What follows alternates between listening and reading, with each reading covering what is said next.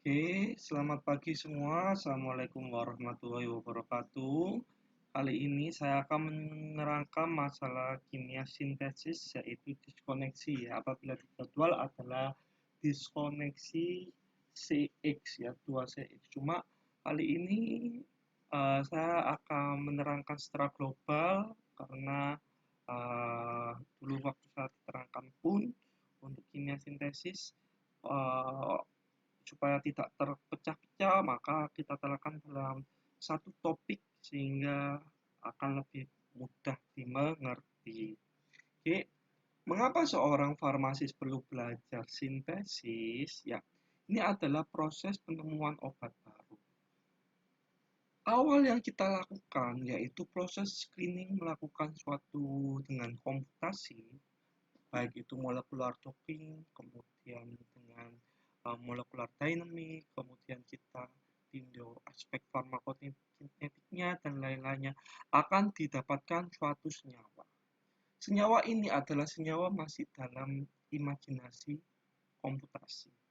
Untuk membuktikan senyawa tersebut memiliki efektivitas terhadap suatu penyakit tertentu, maka kita harus membuktikannya ya secara in vitro maupun in vivo, kemudian secara clinical trial fase 1, fase 2, fase 3, maupun fase 4 sampai dia ke post marketing ya. Itu seperti apa. Jadi post marketing surveillance-nya seperti apa. Ya. Sehingga kalau seandainya kita tidak, setelah kita desain, kita tidak dapat membuktikan, tidak dapat mensintesis dan melakukan elusidasinya, senyawa tersebut eh, tidak bisa terbentuk, maka proses ini juga akan terhambat.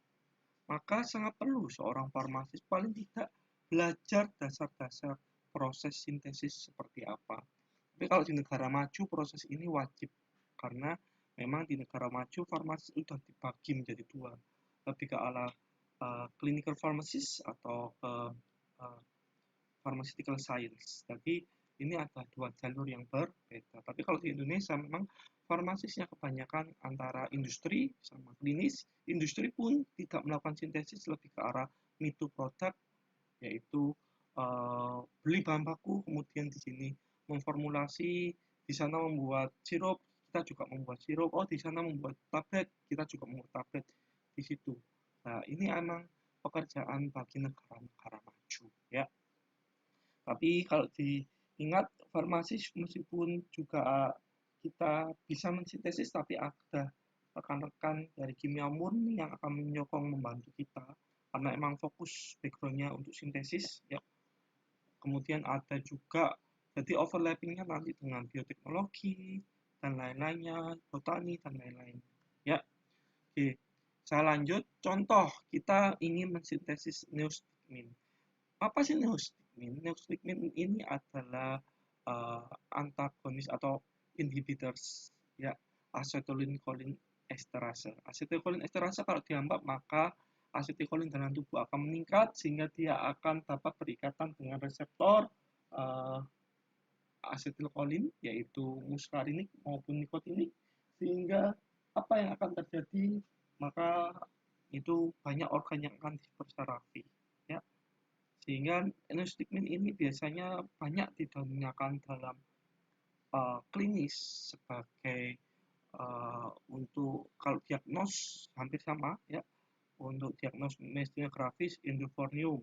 Untuk enostigmin ini salah satu obat myasthenia gravis dengan cara pemberian injeksi ya. Kalau untuk tetes mata juga dia dapat digunakan sebagai glaukoma dan lain-lainnya ya. Jadi yang tergantung organ yang diterapi tadi. Saya tidak akan menjelaskan farmakologi yang dalam karena di sini saya menjelaskan masalah mengenai bagaimana mensintesisnya. Ya, sebelum mensintesisnya maka dilakukan membreakdown senyawa yang stigmin yang biru ini menjadi senyawa yang kecil untuk bahan dasarnya. Nah, proses membreakdown ini disebut sebagai retrosintesis. Ya, namanya retro maka kembali ke belakang. Jadi sebelum di sini maka dikembalikan ke belakang bagaimana. Oke, BR di sini dihilangkan maka akan terbentuk seperti ini. Oke, gugus ini diilegalkan, amida akan terbentuk suatu asam halida dengan juga di sini masih terbentuk gugus ester. Kemudian dihilangkan juga di sini dipotong maka terbentuk suatu fenol. Kemudian dihilangkan metilnya akan terbentuk senyawa yaitu meta-aminofenol. Maka bahan dasarnya adalah untuk mensintesis ini neostigmin dapat digunakan bahan ini. Maka kita lihat jalur sintesisnya bla bla bla bla seperti ini demikian. Maka akan akhirnya didapatkan. Jadi proses ini juga berdasarkan tadi kita lakukan proses analisis retosintesisnya. Jadi urut-urut akan didapatkan. Nah, otomatis saat kalian ingin mensintesisnya orang ahli sintesis, maka paling tidak dia juga paham mengenai mekanisme reaksi dan maupun reagen-reagen yang digunakan. Tapi di sini karena kalian masih semester 3 ya, sehingga saya tidak akan menjelaskan yang beribet seperti ini, cuma saya ingin membukakan mata kalian bahwasanya ini loh seharusnya seorang farmasis untuk melakukan total sintesisnya seperti ini. Oke, contoh pilokarbin.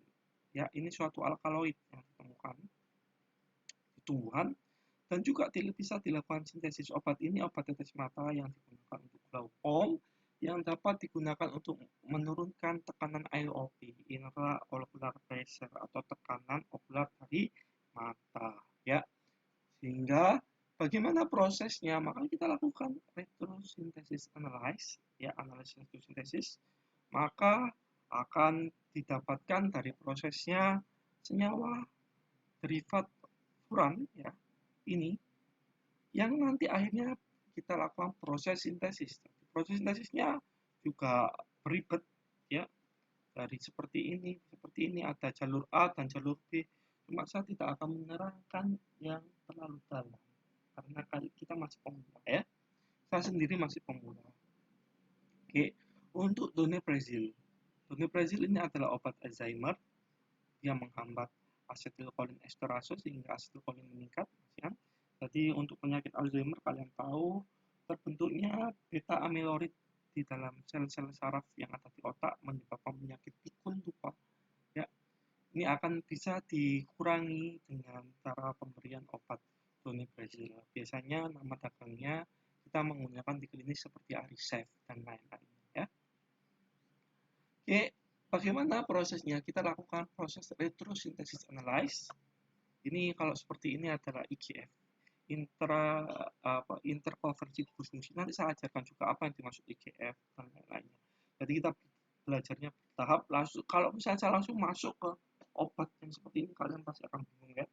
Nah, ini akan menjadi akan alkena ini akan kita lakukan breakdown menjadi suatu aldehid yang direaksikan dengan suatu keton, di mana kita tahu H alfa dari keton itu bersifat basa sehingga dapat bereaksi dengan aldehid. Jadi proses sintesisnya sedemikian rupa, ditambah LDH ditambahkan suatu aldehid akan terbentuk seperti ini. Kemudian dilakukan proses ini reduksi dengan logam PT. Kita udah belajar proses reduksi di kimia organik 1-2, ya. Maka alkena tidak akan tereduksi. Yang tereduksi adalah ikatan benzen tidak tereduksi, ya. Yang tereduksi adalah ikatan alkena saja. Ikatan karbonil tidak mengalami. Nanti kalian juga akan sudah belajar waktu kimia organik 1, kimia organik 2 bagaimana untuk mereduksi karbon, asam karboksila, tanya ini, ya, kita akan belajar hingga di sini saya menjelaskan komprehensif semua yang kita sudah pelajari. Nah, ini adalah contoh lagi atropin sulfat, ya. Ini digunakan untuk keracunan seperti orang minum haikon atau keracunan chemical weapon seperti gas sarin. Maka salah satu obat yang dapat mengcounter efek tadi adalah atropin sulfat karena dia bersifat antagonis muskarinik, ya. Juga karena sifatnya ini juga ada kan ekstrak belladonna itu mengandung atropin, ya, atropin sulfat, di mana untuk skopolamin juga mengandung kandungannya adalah atropin karena dia antagonis muskarinik di dalam saluran ternal dapat produksi GIT yang berlebih. Ya, itulah fungsi dari kita belajar farmasis langsung pada obatnya, sehingga sekarang kita fokus pada gimana proses sintesisnya, tidak belajar ke farmakologinya, karena kita sudah berharap teman-teman sudah tahu bagaimana farmakologi dari atropin. Ya, atropin ini ada sediaan tetes mata, homatropin sangat kontraindikasi pada pasien glaukoma. Ya, efeknya yaitu midriaticum. Ya, untuk dokter-dokter mata melihat bagian-bagian mata dalamnya, karena dia akan mengalami midriatik. Ya, jadi pupil akan menebal, membuka. Ya, ini adalah prosesnya. Untuk mensintesisnya, kita sebelum lakukan proses retrosintesis, maka dilakukan, dipecah di sini, maka ini adalah troponin, ya, kemudian ini adalah suatu haliga asam, ya. Kemudian troponin ini sebenarnya adalah troponium, dia asal dari tanaman. Kita bisa mengekstrak, tapi kalau tidak mau mengekstrak, kita lakukan sintesis bisa. Melakukan analisis retrosintesis, kita pecah menjadi dua senyawa ini. Jadi sintesis atropin sulfat dapat dilakukan, troponin direaksikan dengan ya ortoasetil propyl chloride, ya, di bawah terpat selama 2-30 menit di pemanasan, didapatkan, kemudian diberikan NaOH, kemudian diasamkan, akan terbentuk atropin. Ya, ini adalah troponin. Bagaimana proses pembuatannya? Ya, seperti ini. Nanti akhirnya dilakukan, karena dia suatu keton PD, ET dalam tekanan asfuri yang kuat, maka akan terbentuk keton menjadi alkohol bromon. Jadi itulah prosesnya. Saya tidak akan mengajarkan proses yang berlipat ini, yang senyawa-senyawa yang susah. Saya akan mengajarkan senyawa yang sederhana. Tapi kalau di negara maju, di Jepang, Jerman, ini wajib. Tapi ingat, farmasinya mereka berbeda kurikulum dengan kita, karena di sana ada clinical pharmacist yang selama 7 tahun, dan kita aja 5 tahun ya. Tapi tergantung, emang beda-beda. Di Thailand itu untuk clinical pharmacist, Thailand negara di Asia juga, Asia Tenggara, itu menjadi seorang farmasis itu harus 7 tahun. Ya, nah, kalau kita 5 tahun udah dapat gelar farmasis. Makanya kalau dibandingkan, bagaimanapun kurikulum kita berbeda, sehingga ya kita ajarkan untuk farmasis di Indonesia hal-hal yang simpel. Kalau seandainya di Jepang pun 7 tahun pun itu udah dibagi fokus ke pharmaceutical science atau clinical pharmacy, sudah dibagi dari awal, sehingga memang benar-benar konsennya beda. Kalau kita kan dua-duanya dipelajari, dan itu 5 tahun, tapi seandainya dua-duanya dipelajari, kalau di negara maju 7 tahun, maka seharusnya kita mempelajari semua, baik itu clinical pharmacy maupun pharmaceutical science, maka 14 tahun baru kita mendapatkan gelar apoteker di Indonesia. Tapi kan nggak mungkin juga kita sekolah selama 14 tahun, sehingga ya kita belajar 5 tahun, ya kita selipkan materi-materi yang ambil yang penting-penting aja lah. Makanya saya sendiri waktu jadi mahasiswa, ya curang sedikit ya, bingung apa yang harus saya pelajari, kok saya merasa nggak bisa. Ya wajar lah, karena di negara maju aja 7 tahun itu udah fokus kemana yang ingin dia pelajari, tapi di negara kita dua-duanya kita pelajari dengan waktu 5 tahun, sehingga kita belajar yang simpel-simpel saja. Kalau ingin belajar yang seperti ini, ya kita nanti di S2 ada yang di S3 juga kan.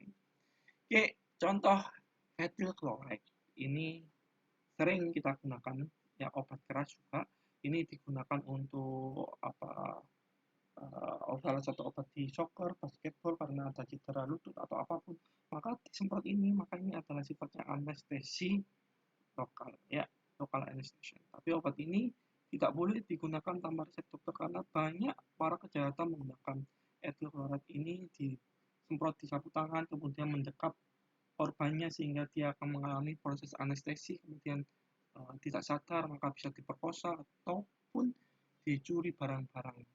Nah, bagaimana proses analisis resintesis? Simple, tidak seperti tadi. Maka ingat, ini adalah ethyl chloride. kita lakukan diskoneksi. Diskoneksi sini adalah diskoneksi CX ya, karena kita tahu semua golongan halogen dilambangkan X, maka akan terbentuk seperti ini ya, positif negatif.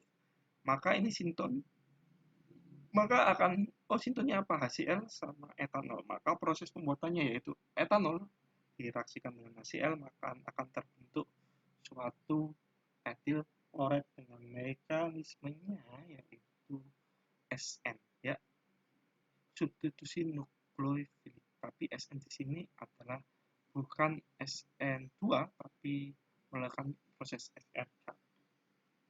Nah, sebelum mempelajari yang tadi beribet-beribet tadi, kita mempelajari kimia sintesis, yaitu wajib pengetahuan yang diharuskan untuk belajar ini adalah memahami metode-metode analisis elektrosintesis. Yang kedua yaitu memahami mekanisme reaksi kimia dalam proses sintesis, memahami reaksi kimia. Reaksi kimia itu kita dikenalkan pada kimia organik 1, kimia organik 2, sedangkan di kimia organik pun kita sudah sedikit dijelaskan saat reaksi ini maka mekanisme reaksinya seperti apa ya. Maka di sini saya hanya fokus untuk mengajarkan metode analisis elektrosintesis. Tapi memang kalau memungkinkan ada papan tulis, saya akan mengajarkan sedikit, mengingat kembali bagaimana mekanisme yang terjadi. Cuma untuk pembelajaran online ini saya tidak melakukan ya, karena menggambar senyawa, menuliskan panah-panah kalau misalnya secara online agak susah ya. Oke, kita akan, apa yang dimaksud dengan retrosintesis? Retro ya. Jadi ada retro, kembali, meninjau kembali, tidak bisa move on, jadi lihat ke belakang ya. Jadi makanya ada apa namanya penelitian retrospektif, berarti apa? Dia melihat dokumen-dokumen yang lama dilihat ya. Kalau ini adalah retrosintesis, yaitu teknik pemecahan masalah dalam merancang sintesis organik. Ini dilakukan dengan melakukan transformasi molekul target menjadi struktur-struktur yang lebih sederhana, yaitu prekursornya yang lebih sederhana tanpa berasumsi tentang bahan awalnya. Nggak tahu bahan awalnya ada atau tidak, nanti itu adalah perkara nanti. Pokoknya kita membreakdown dulu. Ya, sebelum melakukan teknik analisis retrosintesis, maka 3 hal yang harus kalian kuasai: kepolaran laten, teknik diskoneksi, dan teknik IGF, intrakonveksi gugus fungsi. Nanti saya akan ajarkan untuk IGF di bab selanjutnya, pertemuan selanjutnya. Sekarang saya akan fokus pada kepolaran laten, karena kalau kita tidak tahu kepolaran laten, kita tidak akan bisa melakukan teknik diskoneksi. Ya, apa itu yang dimaksud sebagai kepolaran laten? Kepolaran laten adalah pola imajiner muatan positif dan negatif secara berselang-seling yang berguna untuk menentukan diskoneksi atau sinton yang lazim dalam melakukan analisis elektrosintesis. Jadi, apabila kita punya senyawa seperti ini, ya 1, 2, 3, 4, 5, 6, 7, ya berarti heptan. Ya. Kita punya seperti ini ya, maka kita tahu positif negatif positif negatif positif. Nah ini seperti apa muatan di listrik, positif negatif, karena ikatan atom-atom bisa berikatan karena dia bersifat positif atau negatif. Tapi juga bisa demikian, negatif positif ya, ini adalah suatu alkana. Tapi kalau bagaimana dengan kepolaran laten yang udah lazim seperti ini? Maka yang terjadi adalah, ingat O adalah heteronegatif yang sangat tinggi. Maka di partial negatif, maka di sini negatif, maka di sini otomatis positif. Benzen itu banyak elektron, maka negatif, negatif, positif, negatif, positif, negatif. Tidak ada yang salah. Tapi kalau lihat di sini, contoh ya, O dijadikan positif, ini negatif, tidak akan mungkin, karena selanjutnya akan benzen positif, ini juga positif, maka tidak akan mungkin kepolaran laten yang seperti demikian. Maka sinton yang kita gunakan, contoh kita membreakdown di sini, ya. Jadi yang tadi proses-proses nanti kita lihat atropin seperti apa, ini prosesnya dari seperti ini. Kita analisis keperawatan dulu seperti apa. Tapi kalau udah mahir, ya udah kita tidak perlu menganalisis keperawatan langsung kita potong di sini seperti apa. Kita potong di sini ini adalah disebut sebagai sintun negatif positif. Nggak ada senyawa ini nggak ada. Ya, seharusnya kalau ada CH3 ini CH3 di sini ada. Nah, sintonnya apa? Sinton adalah fragmen ideal yang merupakan hasil dari diskoneksi dari analisis retrosintesis. Kalau seandainya kita potong di sini negatif, di sini positif, maka susah untuk menemukan sinton seperti itu karena dari awal kepelaratannya udah salah gitu. Ya.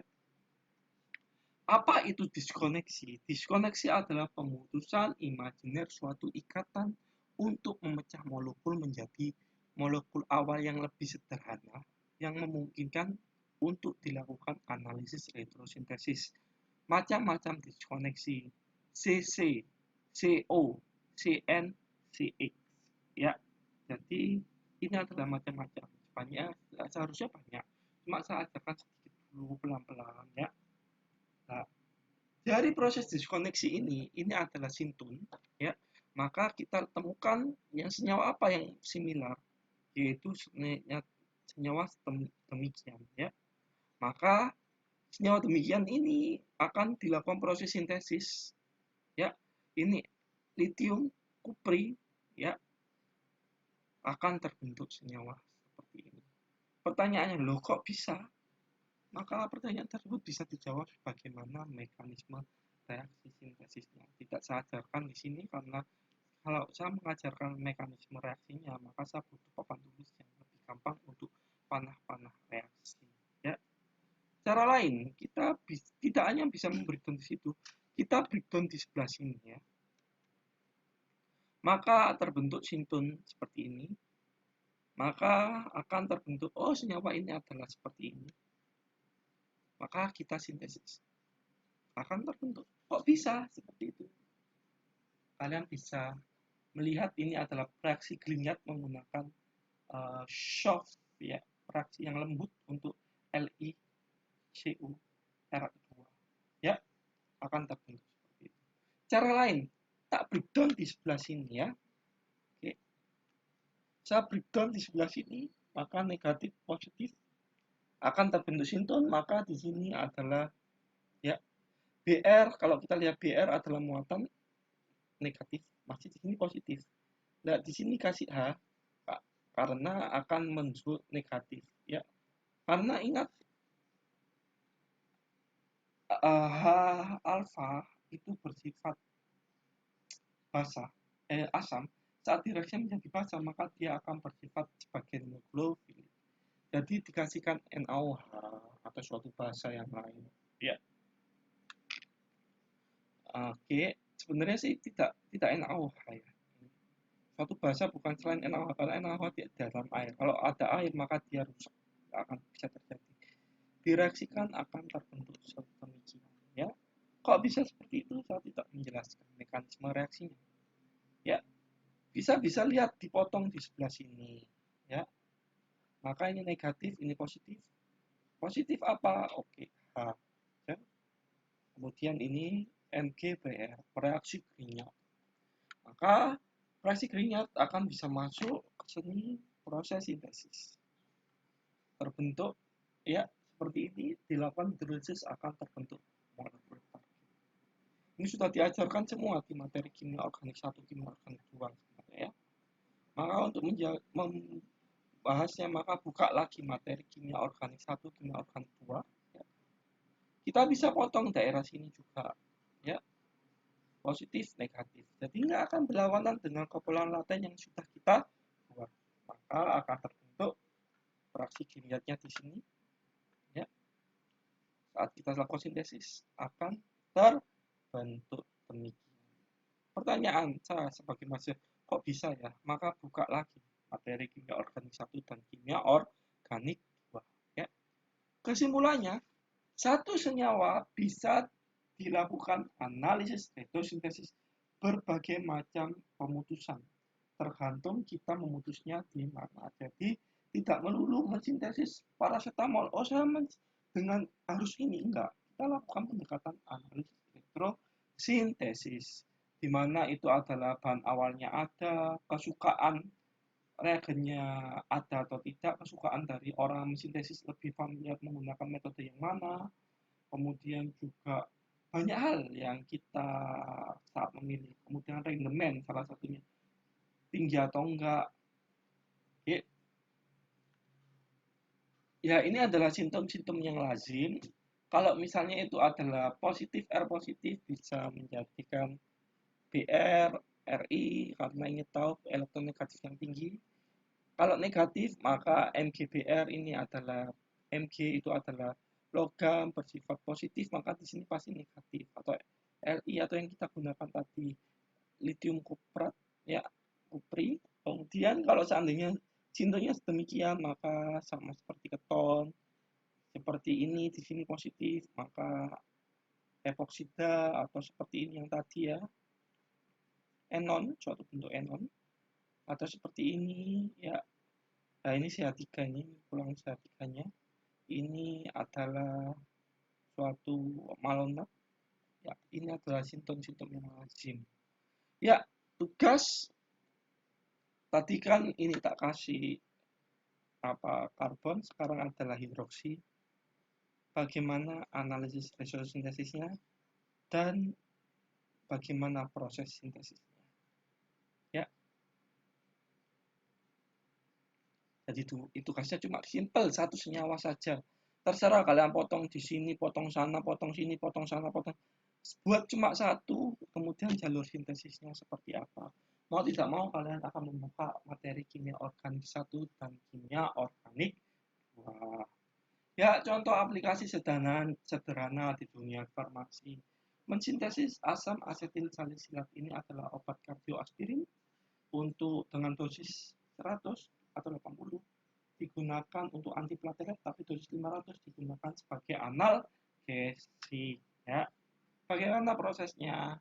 Saya potong. Ya, pemotongan ini adalah karbonil. Akan terbentuk sinton demikian, maka akan terbentuk asam salisilat atau kita bisa menggunakan halida asam atau turunannya yaitu anhidrat asetat di sini. Kita jarang menggunakan ini karena eksplosif dapat mudah meledak. Nah, kalau kita lakukan prosesnya akan terbentuk senyawa aspirin. Ya, kok bisa seperti itu? Buka kembali materi kimia organik 2. Selanjutnya pembelajaran ini langsung saya akan gambarkan mekanisme yang terjadi ya. Kalkon, suatu senyawa yang terdapat dalam suatu tanaman. Bagaimana analisis retosintesisnya? Lakukan IGF seperti ini ya. Ada suatu alkena, maka bentuk bisa menjadi suatu karbonil. Setelah itu kita lakukan pemotongan di sini positif negatif. Maka di sini suatu benzaldehid ya, di sini adalah asetofenon. Kita reaksikan dalam suatu dalam bahasa akan terbentuk kalkon ya. Kok bisa? Maka buka kembali ya. Isoniazid obat yang digunakan untuk TBC ya. Ini salah satunya. Jadi ada rifampicin, isoniazid, etambutol, tirazinon. Bagaimana prosesnya? Ini sederhana isoniazid. Kita potong CN, maka akan terbentuk sintun. Demikian, maka ini adalah asam klorida dengan hidrogenat direaksikan, sintesis akan terbentuk. Kok bisa? Maka coba dibuka lagi ya. Asam sinamat ini adalah suatu bahan alam atau digunakan untuk tabir surya. Ya, sama seperti tadi IGF intrakonversi gugus fungsi. Nanti besok kita fokus ke IGF ya. Kita potong di sini IGF dulu, maka terbentuk suatu karbonil, ya karbonil. Dipotong di daerah sini, maka aldehid dan juga ini adalah asam malonat. Sintesis, ya ini asam sinamat ya. Sintesisnya adalah seperti ini, suatu basa dilakukan, maka akan terbentuk asam sinamat. Ya kok bisa? Nah, sekarang adalah tugas untuk kalian. Tulislah analisis sintesis dan sintesis dari paracetamol. Kalian breakdown di sini, di sini, di sini. terserah whatever, pokoknya yang penting kalian paham mengenai dasar-dasar retrosintesisnya, kemudian diskoneksinya, kemudian sintesisnya. Kalau lebih bagus kalian kasih mekanisme sintesisnya. Ya, itulah yang dapat saya sampaikan pada pertemuan kali ini, yaitu dasar-dasar diskoneksi.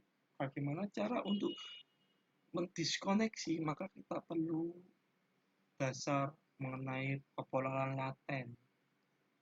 Supaya kita saat mendiskoneksi tidak salah, maka kita akan mengenal sintun. Sintun-sintun itu nanti ada sintun lazim, kalian cocokkan seperti apa, maka kalian buat prosesnya.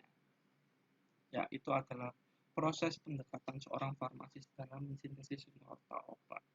Ya, jadi berpikirnya mundur, senyawa ini seperti ini, bagaimana? Oke, semoga ilmu ini bermanfaat untuk kehidupan kalian dan bermanfaat untuk pribadi saya sendiri. Saya akhiri, wassalamualaikum warahmatullahi wabarakatuh.